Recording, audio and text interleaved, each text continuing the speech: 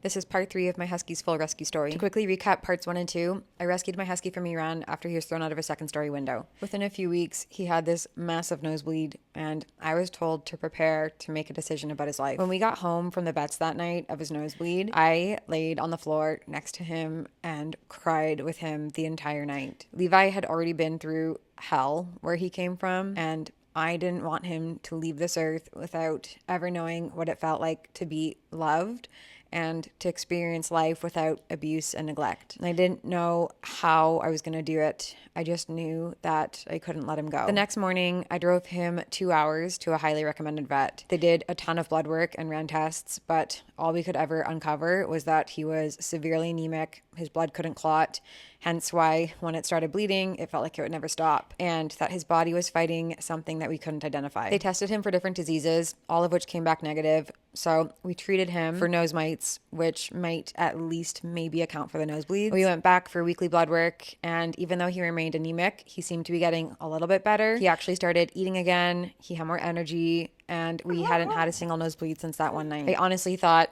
maybe that was it, like just a really bad case of the nose mite. But then Levi's fur started falling out, and I don't mean like regular shedding. He went from looking like this furry floof ball to this. But we still had no answers, and again, his blood work seemed to be improving bit by bit, so I just figured maybe he was still recovering from being so malnourished, and I kept doing what I set out to do, and that was give him the best life I possibly could. About a month later, I moved into a house with 2 girls and Arlo. And even though Arlo didn't like Levi in his space at first, they eventually became so close and so bonded. At that point, things seemed to be looking pretty good for us. I was finally settled after a bad breakup. Levi seemed happy and was finally developing this whole personality and coming out of his shell. But then I started to see these red dots on the carpet and prayed it wasn't what I knew deep down it was. And then a few days later, I saw a pool of blood at the bottom of Levi's food bowl, and my stomach just dropped. I made a vet appointment, but it wouldn't come soon enough because the next morning, it was every dog mom's worst nightmare. His nose just started pouring blood, so we pulled him outside with rolls of paper towels to try to stop him from bleeding out, but he was just soaking through it. So we threw him in the back of the car and raced him down to the vet and just laid half unconscious in my lap, his nose still gushing blood. Once we got him there, it was just a few minutes before the vet came in and took over to try and stop the bleeding. They ushered us out and told us to wait for them to call. I was in complete shock.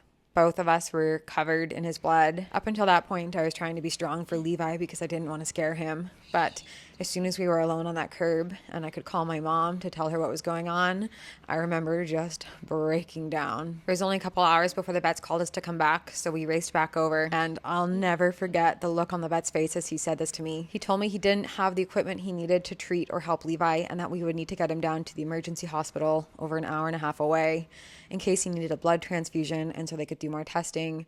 But if he had one nosebleed between the vet's office and the emergency hospital, he would not survive. So we put him in the back of the Jeep and raced him down to the emergency vet, and I just prayed the whole way that he wouldn't have a nosebleed and that he would make it. And he did.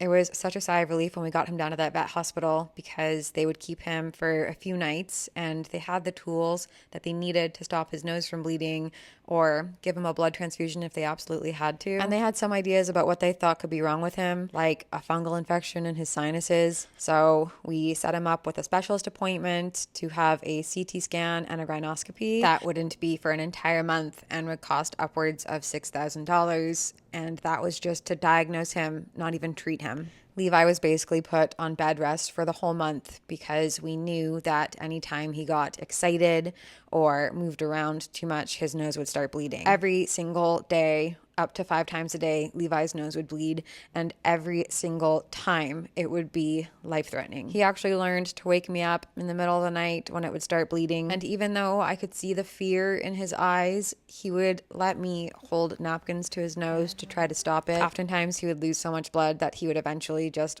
fall asleep in my arms. So exhausted. I called the vet every single day looking for a cancellation, but none ever came up. The only thing that we could do during this time was just try to keep Levi comfortable and calm and as happy as we could while we waited for that vet appointment. Okay, I'm out of time, but I promise you won't have to wait for part 4 as long as you had to wait for this one. So I will see you guys soon.